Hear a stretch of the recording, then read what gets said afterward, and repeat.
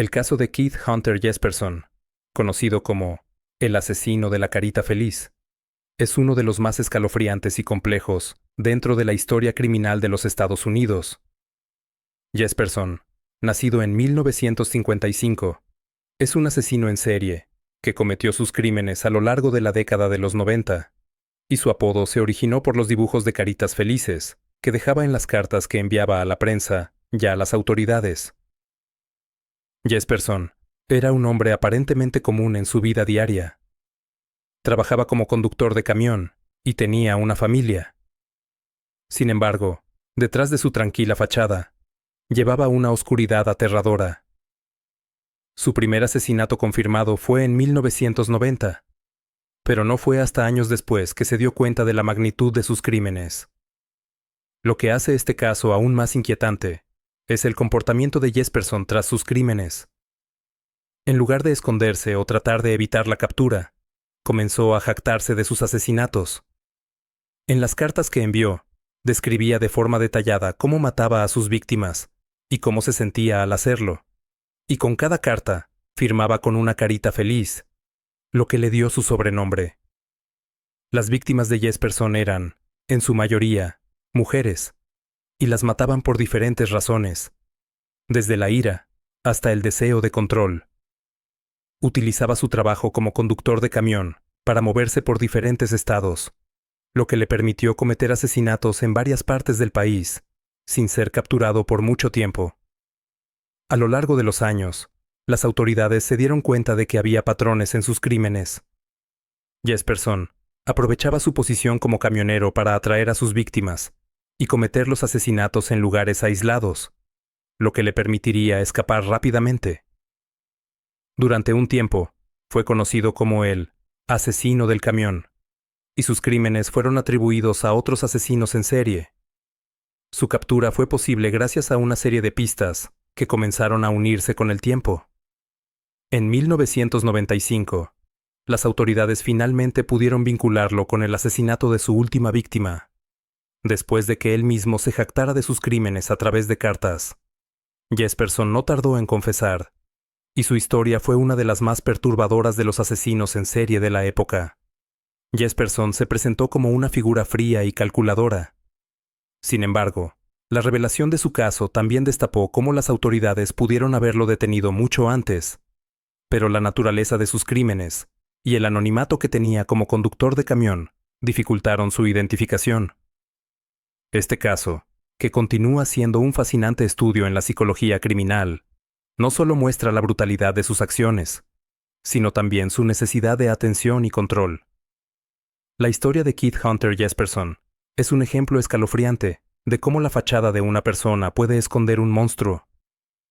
Después de años de crímenes y una serie de cartas macabras que dejaban pistas cruciales, las autoridades finalmente comenzaron a conectar los puntos de los asesinatos de Keith Hunter Jesperson.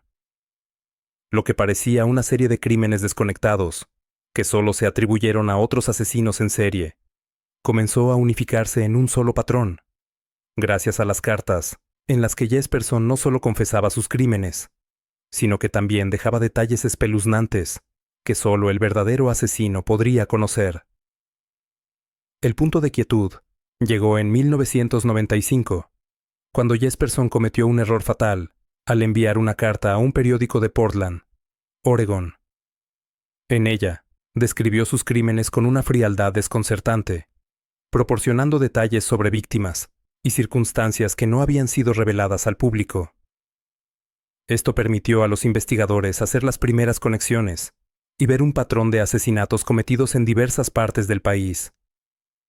El mismo asesino que había estado burlándose de las autoridades y dejando sus caritas felices en las cartas, ahora había dejado una pista irrefutable.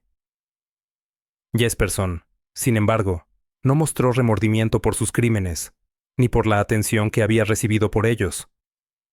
Durante años, había actuado como si su secreto estuviera a salvo, pero al revelarse, sus cartas y el ego que mostró al describir sus crímenes fueron su perdición.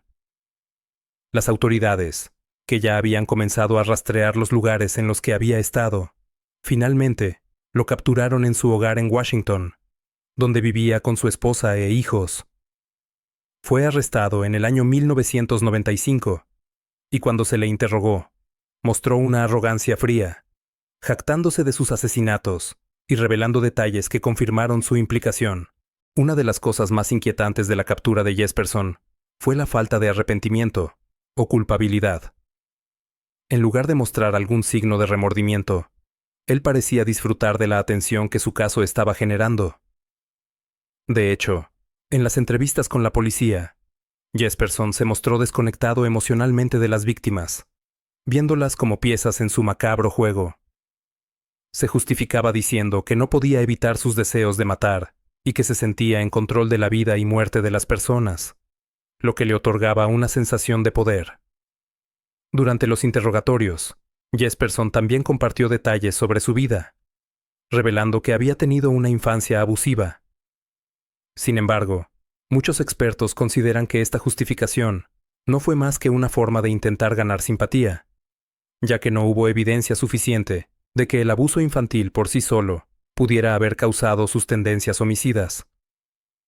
Los asesinos en serie, como Jesperson, suelen buscar una causa externa o un trauma como explicación para sus acciones, aunque en muchos casos, sus impulsos son mucho más complejos y arraigados en un deseo de poder y control absoluto sobre las víctimas.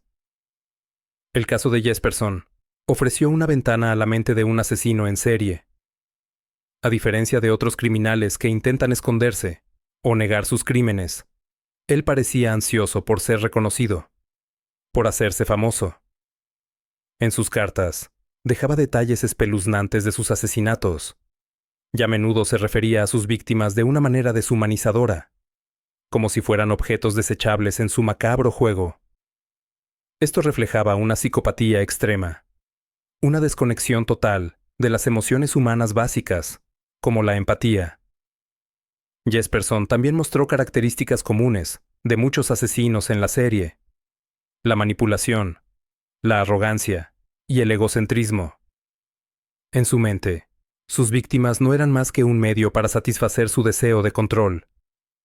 No solo mataba para satisfacer un impulso, sino que disfrutaba de la sensación de poder que le otorgaba la vida y muerte de otras personas. Su falta de remordimiento y su inclinación a contar con orgullo sus crímenes son una manifestación clara de un trastorno de personalidad antisocial. Lo más desconcertante fue la forma en que operaba. Como conductor de camión, Jesperson tenía la movilidad y la oportunidad de cometer crímenes en varios estados, sin ser detectado. Utilizaba su trabajo para atraer a las víctimas, a menudo mujeres que se encontraban en situaciones vulnerables, y las mataba en lugares aislados. Su modus operandi, que consistía en buscar a las víctimas a través de su trabajo, y su capacidad para moverse por todo el país, le permitió seguir con sus asesinatos durante varios años sin ser capturado. Sin embargo, lo que también distinguió a Jesperson de otros asesinos en la serie fue su comportamiento tras ser arrestado. En lugar de arrepentirse o mostrar alguna forma de conciencia por sus actos, Jesperson continuó buscando la atención de los medios y las autoridades. En entrevistas posteriores a su arresto, se mostró orgulloso de sus crímenes y hasta en ocasiones tratadas de minimizarlos, lo que aumentaba el horror de su comportamiento. El juicio de Keith Hunter Jesperson fue uno de los más mediáticos de la época.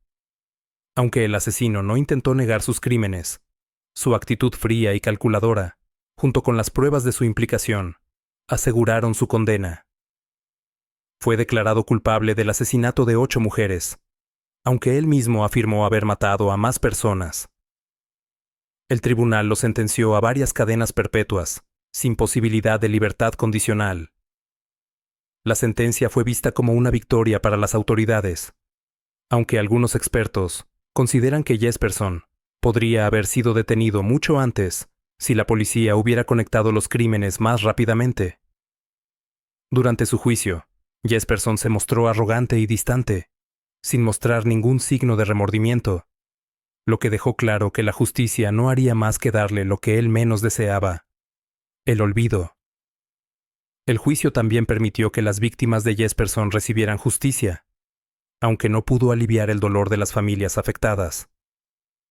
Mientras el caso avanzaba, el asesino continuaba con su comportamiento destructivo, buscando atención y enviando cartas a la prensa, algunas de ellas con amenazas y otras con detalles macabros de sus crímenes. Al final, lo que parecía ser una búsqueda de notoriedad culminó en su condena, y Jesperson pasó el resto de su vida en prisión.